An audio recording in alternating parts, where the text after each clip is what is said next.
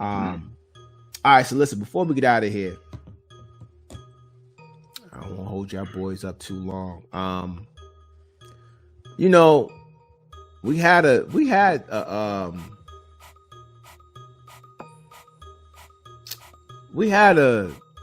situation with Deion Sanders. We're gonna get into some deep in the rap situation. But we had a situation that happened with Deion Sanders, right? And basically, just to kind of explain to you what deep in the rap is, when we get to that topic, we just want to talk about things that are beyond rap, but at the same time, everything is hip hop. So, you know, it is connected some way. It connects back. Right. So remember Deion Sanders took a job at Jackson State University. And everybody was on board with that. You know what I'm saying? He transformed the whole program. He did a lot of things for them. You know, and y'all know the story. You know what I'm saying? He took it and then he left and he went to a school, what was it, Colorado? It's called Colorado State. I think it was. Was it Colorado? Yeah. Yeah, something like that.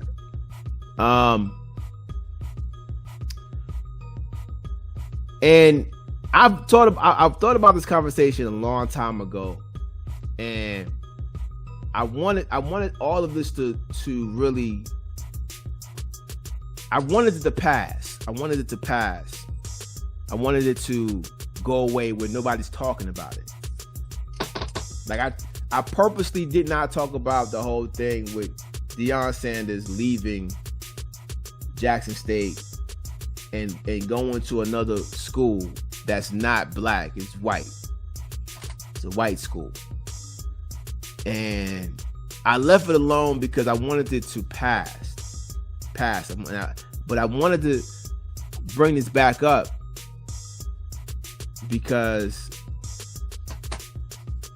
I want to know what we think about Deion Sanders now. After he's went to a black school, and if you don't know the story, he went to a black school. He brought the program up. It's a football, brought the football program up. Technically, really, to be truthful, Jackson State they couldn't really afford Deion, but Deion came anyway. He transferred the program, and now he moved on to another school that's a white school, and a lot of people feel like he used Jackson State to get ahead. Are we calling him? Are we ready to take away his black card? Are we calling him a sellout? Like is he an Uncle Tom? Like right now, what do we look at Deion Sanders as? Is he a sellout? Sambo? No, I don't think he's. What you call him, Sambo? I don't Sambo? think he's a sellout. No. That's what I'm saying. I don't think he's a sellout. No. So I mean, so explain why do you don't think he? Because I know I can get Jay Red up here right now. Jay Red is a graduate of Jackson State University, right? He gonna tell you that he's a sellout and he used the school. So y'all, so we gotta tag. I'm gonna tag Jay Red in this, right? Y'all saying that he's not a sellout and that he did not use Jackson State to get ahead. I need y'all to explain. I need y'all to look into this camera and explain to Jay Red why y'all think this is the truth. You gonna go first? Yeah, I'll go. I don't think he's a sellout because he did bring some good elements to. I mean, he brought something to a underprivileged school. He brought attention to that, and if it wasn't for him doing that, he wouldn't. We wouldn't really care really too much about or paid attention to black schools and black football. I mean, let's face that. But I don't think he's a sellout for the sole fact is that, I mean, he did. I mean, I can't knock him from his progress. Whatever happens after that school, after him leaving, that's not. I don't think that should be on him. I think more than anything, like, we want to get mad at him for leaving for a better opportunity, but I don't think it's not fair to put that all on Deion. I don't think that's fair for that. What I think is more fair is that if we want to get mad for him leaving the school and moving on to something else, then I think we should look at the fact is like, okay, so who's going to step up and fill his place? Who's going to make sure that Jackson State's voice gets heard and attention continues to grow from after Deion has put it on the map? I think the responsibility should fall on the black community, us. I mean, even our other HBCUs. I'm like, if it was up to us, I mean, if it was us as a whole working together and saying we're going to support our schools because we know it doesn't get the funding that it needs, we know it doesn't get the opportunities that these other schools get, we're going to make sure that we put back into these schools and make sure that it is something. I mean, because if you want to look at Deion, well, what about the other graduates, the other alumni that's graduated from these schools? I mean, there's plenty of successful black, whoever else you want to call it, that's graduated from these schools. And they've had the privilege of saying that I'm coming from a HBCU, but how many of them are giving back? How many of them how many of them that's a big time superstar, big time entertainer who's left the school HBCU? How much on a frequent basis are they giving back? And then I think it should be like every single successful whoever in our community should make sure that those schools don't get that their message and their voice gets heard and they don't get forgotten. So I can't sit there and say that he's a sellout on him because I don't know Deion's struggles. I don't know his obligations. I don't know what else he's got going on in his circle, in his life, to say that, okay, well, I'm not getting paid for what y'all are, for what I'm doing here at this school,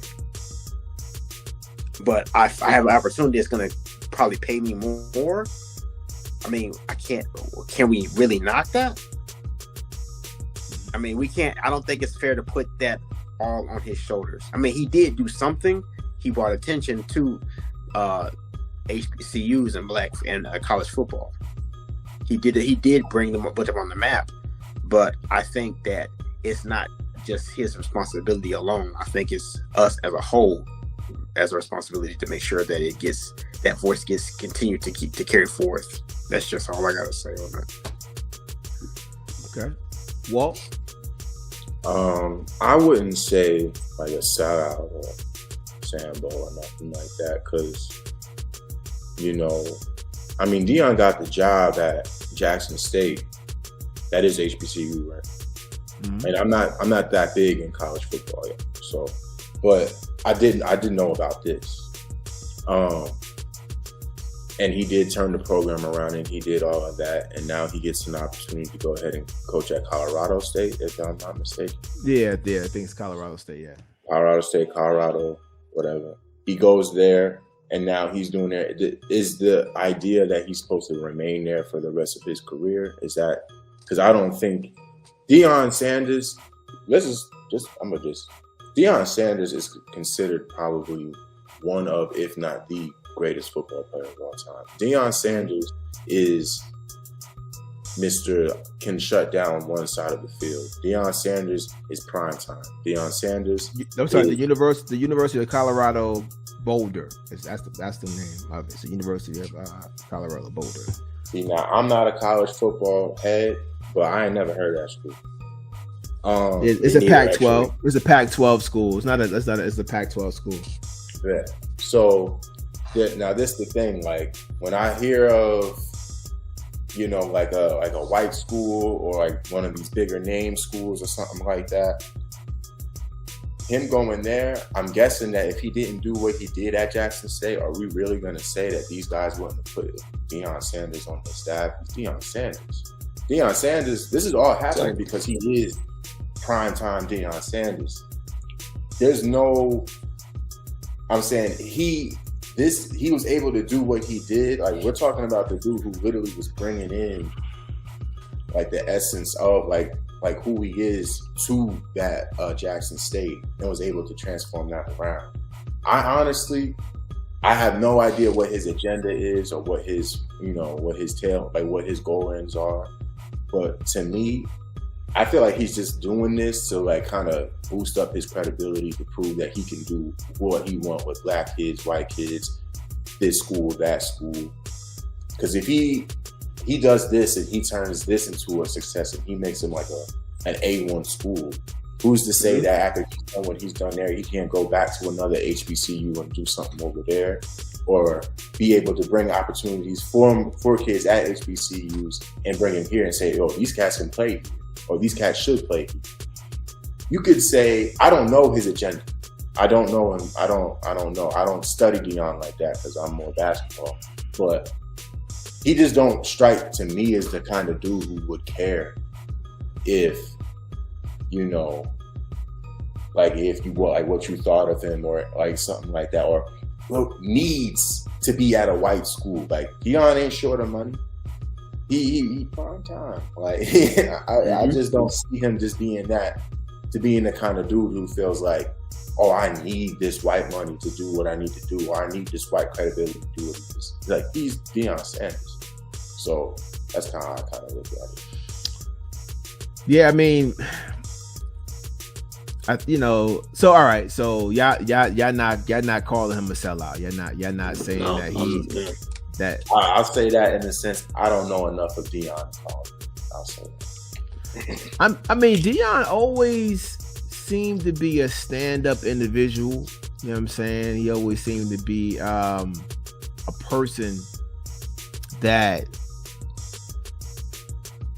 you know, that would never do anything intentionally to hurt a black university, right? But I would say this. It's a lot, because the thing, one of the things is, you know, perception is everything. Very true. I think as a leader, one of your responsibilities, I think you have to be able to, if you're going to do something like this, because here's my one of my issues. Now I've been back and forth with this, and let me get my thoughts in line here real quick, because it's a lot of things I think about. It's a lot of things like, man, like he was there for 3 years, but how long he's going to be at Colorado? Yeah, that's not question. Yeah. You understand what I'm saying? How long is he going to stay there to invest in that program? You know, is it going to be 3, 6, 10 years? You understand what I'm saying? I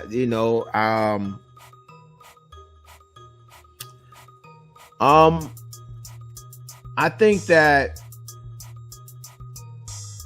that everybody has if they have an opportunity to go and invest in for their families and make things better, I think you should go for it, right?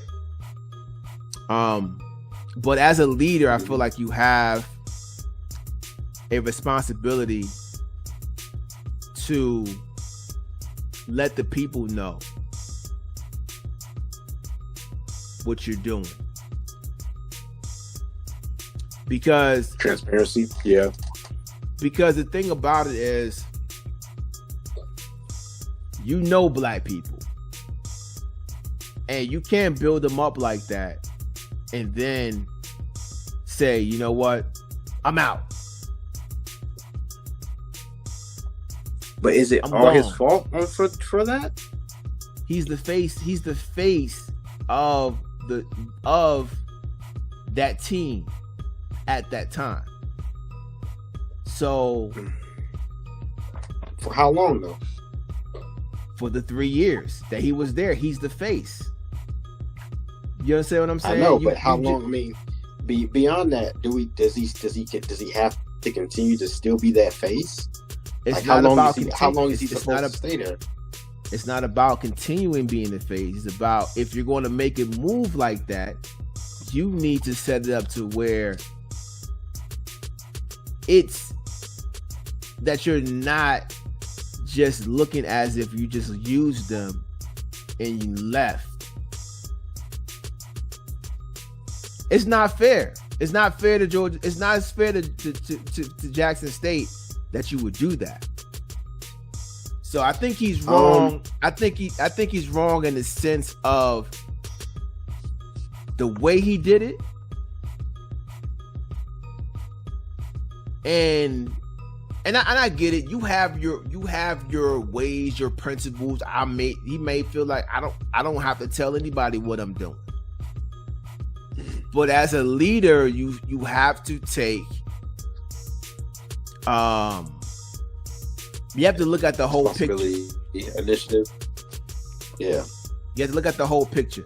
You understand what I'm saying? I don't think it's right for you. I'm not saying that he shouldn't have took the position. But what I am saying is that there is a responsibility to, if you're going to take a position, I think you have to roll it out in a way where it's just not, yo, I'm out. I took the position, I'm gone. You understand what I'm saying? Like you gotta give people at least give them some type of notice of some sort. Well, I agree with you on the notice. What did Deion, just like back off the wall said, do we know what his intentions were? Like, did he say that I'm gonna be here like indefinitely, or just for the 3 years, or what? Like, what was his intentions? Like, did he say I'm gonna be here to make sure I build this school up, and I'm gonna make sure I'm gonna be here, and my focus is gonna be here? Like, do we know what his agenda and plans was? Because he probably came into it where like I want to be here for this amount of time, and parlay that to another opportunity. Or do we know exactly what his plan was? Well, he had an interview with Shannon Sharp, which was a really good interview, and he said that when he came there, he said that they told him to give them 3 years. Okay. And he was like, all right, I can do that. And I guess at some point he fulfilled what he said he was going to do, which is give him 3 years, right? And he made a lot of valid points, but at the end of the day,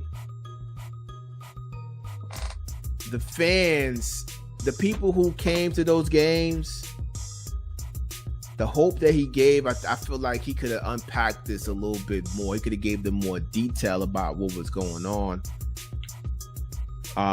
before he left. Mm-hmm.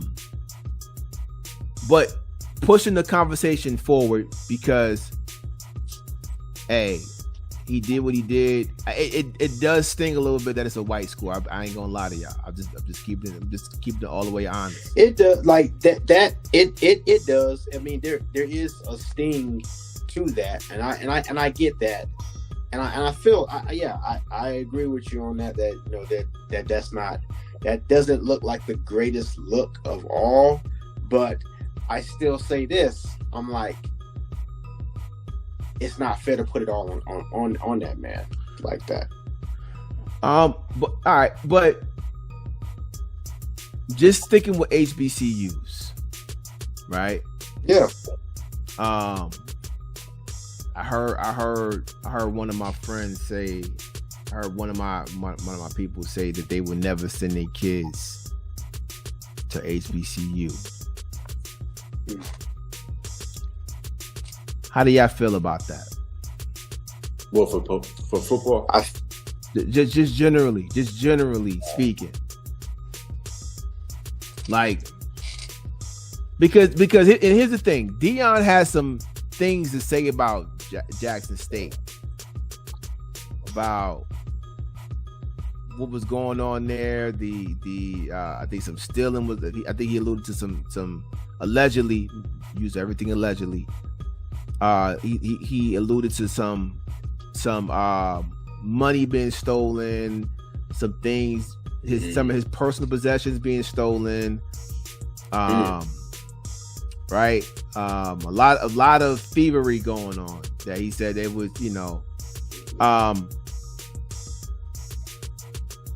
so once again, going back to what I said, one of my friends said he would never send his child to a HBCU. What do your feelings are when you hear that?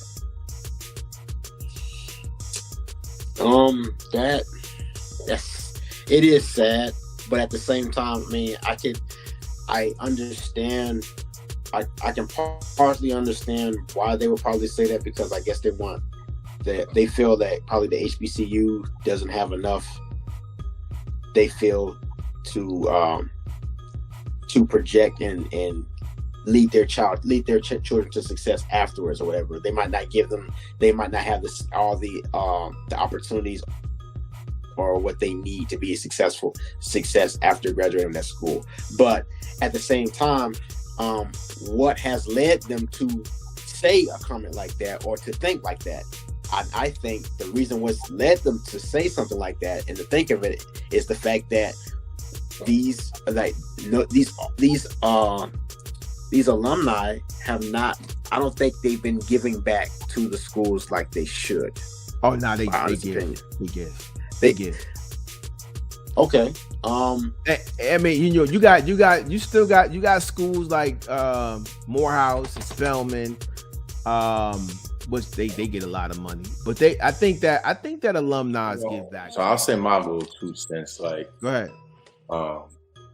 Both my parents went to HBCUs. Both my parents are like, my older sister went to one. As far as like in the terms of like the athletics, I can understand why a parent would be like, I ain't sending my kid to one of those schools for that. Because, I can understand it. I do think that there's just like a certain element that when you think of HBCU, I'm not going to front. Like every college you think party, or how we party. How at a HBCU, a lot of people who ain't going to school be at HBCUs. I think they do get a bit of a bad reputation, and as far as like giving back, yeah, I believe that people give back, but not that many Black successful the people that we know of or we hold to such high esteem. Do we know for real? Like, we'll say that they like went there. When Black people think of like successful people or people who make like a lot of money or who are making things happen, we don't really assimilate them with going to college or going to an HBCU. Not that many. Like maybe those in like a certain element, but a lot of us don't really correlate the two. White folk, on the other hand, and the schools that they go to, like their alumni, let's just say, like, obviously they have a lot more money to give back. Obviously that's under the umbrella of them being, white. But HBCUs, I do think that, like, now hearing you saying it, like, yeah, Deion he ain't got to stay at that school, but he do I really hope that, I would like to believe that he put whoever is the head coach over there now, that it was a guy that he really felt like really could do a good job with that program. Yeah, I think he left. I think he said in that interview that he left somebody that was really that's really good, that came from underneath their program. And see, that's why I was telling people like not to really like judge him like that, because he did. I mean, you know, from what he said in that interview, from what I understood in the interview. So just keep in mind what I understood in the interview is that he left somebody that came from underneath his program and that knew exactly how the program should be ran, and that's how he's going to run it, as if Deion was there, low key. You know what I'm saying? So that's what I got from the interview. And Deion Sanders seemed like the kind of dude who would do that. Like, he was like, this is how it's run, this is how it needs to go. I'm taking over, this is how it needs to be. And this will set a new standard of how HBCUs need to be. As far as why he went to the white schools and what he was doing at this white school, I don't know what his agenda is. I don't know if it's to prove a point. I don't know if it's for the money. I don't know if it's for both. I don't know what exactly his goal is to prove that he can, like, black coaches need to be black. We need more black coaches. That is one thing that I do know. We do need more black coaches. Mm-hmm. We do need more black men teaching young black boys. Like, that is something that we very much do need. So I know that is a fact. So I don't know if that's his goal in some kind of way. I don't know the college football game like that to say if he's doing it the right or wrong way. I don't know it like that. Mm-hmm. But as far as HBCUs go, though, I would just say that, it's definitely an experience. I did not attend one. I just been around. I have been around them in my younger days, and I do feel like it's definitely like a different experience. If you go to one, like when I would go to my sisters to go see them at their college, or if I knew it in my younger days, if I knew a young lady that was going to an HBCU, or I made real dope friends at HBCU, like, even the way that we incorporate music, like at those halftime shows, like, our football teams were and all right. that. Those halftime shows that we would do in the, drum line, like that's all HBCU. Like, their literal essence of that. The classics that they be having, me and my brother, like real quick, my sister took us to one of those. Like, she got us tickets to go to one of those. One of the dopest experiences I've ever seen. Like, some of the way that they incorporate the music and the stuff that we do. So let me tell you this, like, there is it's not a bad experience to go to one. You're definitely going to learn more about your history and more about where you come from. And I really see that as a plus. I really see that as something good. Just, we should be making it better. And I feel like we're starting to. Yeah. Black money is new money. Let's just keep that above. Black money is new money. So it's going to take time.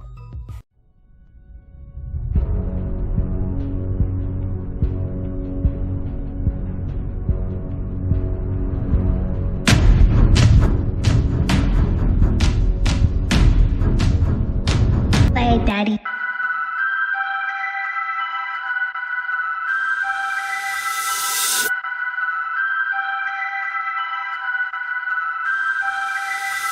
I fear no man, just God, but it was God that gave me these bars. My pen is the paintbrush, notepad the easel. Been painting with a twist before, sipping with my people. Stacking lines, equal sign, this verse is the prequel to the man you hear before you flowing through your speakers. Hempstead Nights, silky slim with the pearly whites. Earned a rep being smooth with the ladies. Plus could fight, kept the knife in his inside coat pocket. 22 strap on his ankle as another option. Protege of Chocolate Tay and OG from around the way. Used to run numbers and push yay, no Yeezy. Subscribe for the very latest.